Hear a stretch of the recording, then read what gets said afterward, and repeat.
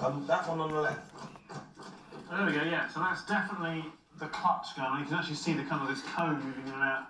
What looks like a flywheel. These two pedals go together. There's a brake on the transmission, rather like a Land Rover. Oh, that's pretty cool, isn't it? Michael Penn, the museum curator, has agreed to loan us the car. He was the last person to drive the Dirac on the road, and he's full of advice. You've got to understand that this motor car has not got any automatic controls on it. Sure. It's all going to be done by hand. You've got to really think about how you're driving it. And of course, it's got wooden wheels. Mm-hmm. Wooden wheels tend to dry out. They wobble a bit. Okay. The whole thing takes a lot of concentration to drive. It gets very hot, so you've got to be careful with that.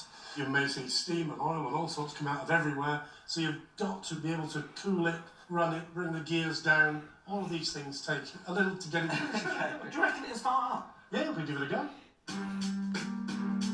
We push the car outside, I pull on a period coat, and with a few checks, Ed is sure it will start.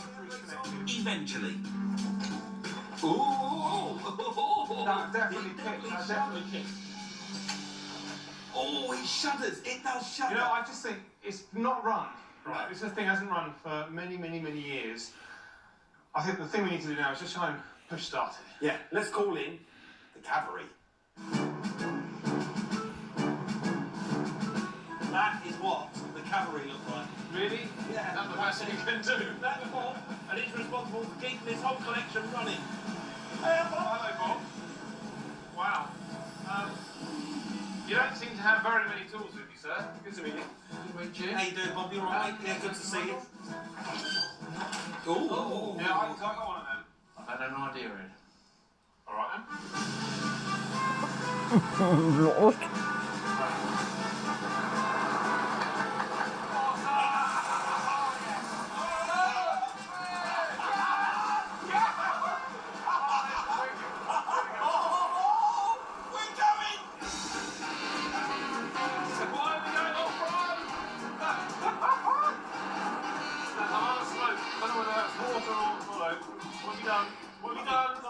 Nothing. Yes! I'll work with that. I mean, you keep looking at your feet, right, which isn't helping. You've got to keep your eye on the road.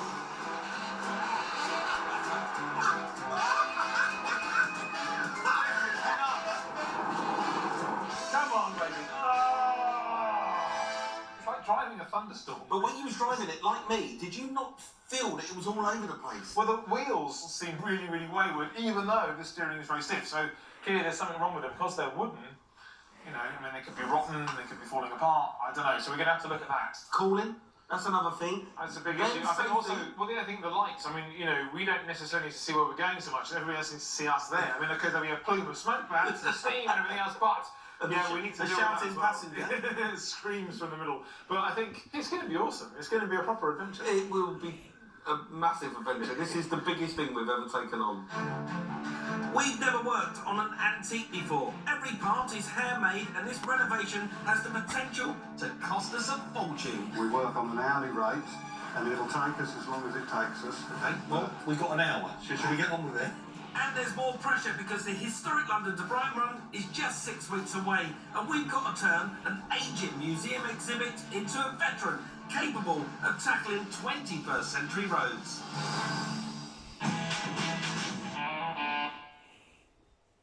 Vanavond zetten de goudzoekers alles op het spel om te cashen in Gold Rush om 8:30. Daarna probeert Dakota Fred goud uit een kolkende rivier te dreggen in Gold Rush Whitewater. En wonder een Italiaanse superwagen, de Maserati 3200 GT in Wheeler Dealers. Vanavond bij Discovery. Na 6 mooie jaren zijn ze voor de laatste keer samen. This is exciting. Maar voor we end uitzwaaien, Thank you for your help. geven hen een afscheid om nooit te vergeten. Italiaanse stijl,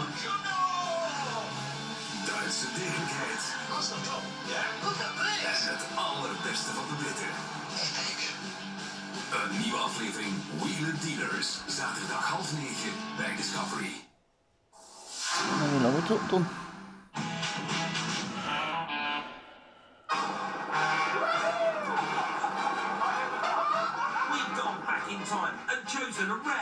Mabel, 1903 Dirac, to be our 100th car we restore.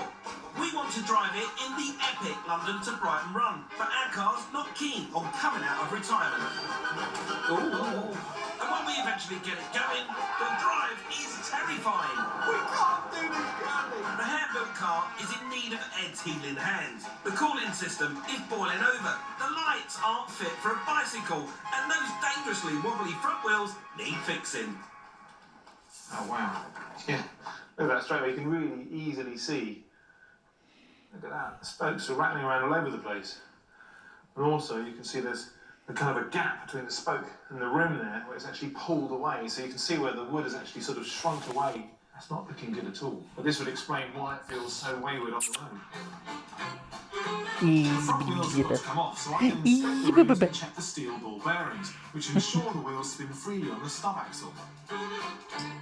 With the dust cover off, I remove the split pin, and then I can crack off the castellated nut which holds the wheels bearing together precisely. Last thing to free off is the retaining plate holding the bearings in place. There's a nice little collection of balls here. Now, I was expecting these to be rather damaged. You can actually feel if there are any kind of pits or dents or flat spots, and actually they're in really good nick. So I reckon if we pack these with grease again, we put them back together again, then actually that bit of the stub or the axle is going to be fine. I think the wheel is another story. It's the same on the other side. The bearings are in great condition, which means I need to come up with a clever plan to sort the damaged wooden spokes and outer rims. Our wheels are made of ash and hickory, and they've dried out and split. Okay, Paul, can you turn it on? Okay. In the old days, they'd soak wooden wheels in a river so they absorb the water and expand again, closing the gaps. I've got to say, this is pretty weird. I have done my research, I've checked with the museum, and there isn't even a technical name for this. It's called pliming. What I'm going to do is dunk my wheel. And I just have to leave these for about 48 hours. That should be enough time for the wood to swell and the wheels to be sorted. Is het nog niet moe? Baasbemmetje moeten we hebben, hè? This car is not that dissimilar to what you have on your drive today. It's water cooled. You can see at the bottom here, you've got this whacking great big brass water pump. And of course that does the same job as the one in the modern car. It pumps the water around the cooling system. And you can see here you've actually got your radiator sitting in front of your engine, again like a modern car. And then you've got your hoses and your pipes just to connect the circuit. My first focus is on the radiator. If that isn't working at full capacity, then the car can overheat. So I need to remove it for inspection.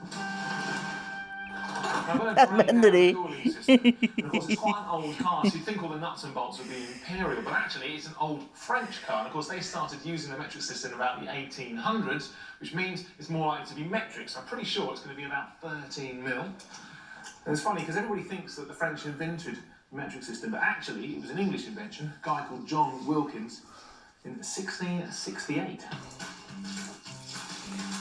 No, ik doe nog niet. Kappeke.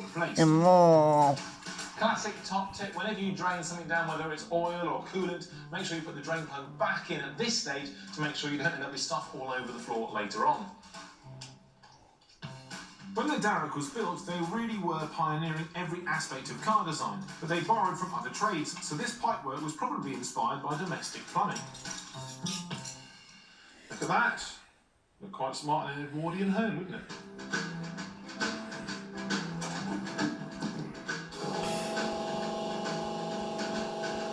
So far, so good. Here we go. The radiator is full of Edwardian filth and muck, discolouring the foam. Let's have a quick check for any grit. There are no big chunks or anything, a few little bits and pieces. But it's actually really good news, which means the radiator is fine. There are no leaks. And it wasn't really blocked up either, but we still know the car overheats, so I think the only other thing it could be is perhaps the water pump. Now, to get a proper look, obviously I need to take it off, but you can see it's still connected up to a few bits, so the first thing I'm going to do is just undo this last pipe here. Now you can see that the rubber is quite old now and beginning to crack, so we're going to have to replace that at some point. It's quite tough, but there we go, look at that. To get access to the inside of the water pump, I first need to remove the inspection cover. Wow, you've got this kind of eccentric can almost. Right, okay, so as you can see, as the engine turns round, what's going on is these little brass bits here are actually being flung out by a little spring in between them. And they kind of draw the water, because as you can see, if you watch just down here, you can see that there's a very small chamber there. But as the whole thing rotates, you can see this chamber gets bigger and bigger and bigger. That effectively creates a vacuum. And in the same way, of course, it's pushing the fluid back through there. So it's actually quite clever and very simple. So the problem I can see is that these little veins, if you like, are actually quite loose. Now, if I take them out, first of all, you can see the spring that pushes them apart. That gives you the seal at the edges.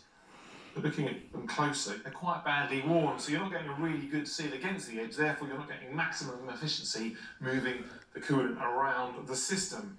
So I think really, these little bits of phosphor bronze here are going to need to be remade.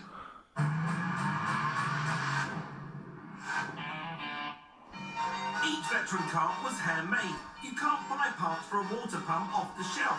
So I'm visiting an expert who does bespoke work. Well, I'm in the right place, aren't I? Look at these cars.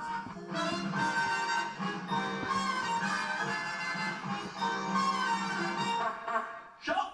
Anybody around? Where's Nigel? Morning. Is that you, Nigel? How you doing, mate? I'm Mike. Nice to meet you. Oh, I recognise that. This is my my water pump, which is incredibly heavy.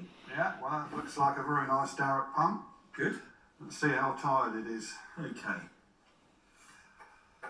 Right, so what we got inside here then? Right, so we're looking to see what wear we've got on the impeller blades here, which are sprung loaded apart, and they look pretty tired out to me. Okay, that's not good news then, is it? No. Nigel strips the body down, looking for any more damage. The main wear we're looking for is in this shaft, and as you can see, it's very worn, especially when you look at this end. Oh yeah, I can see it moving this end much bigger than the other way.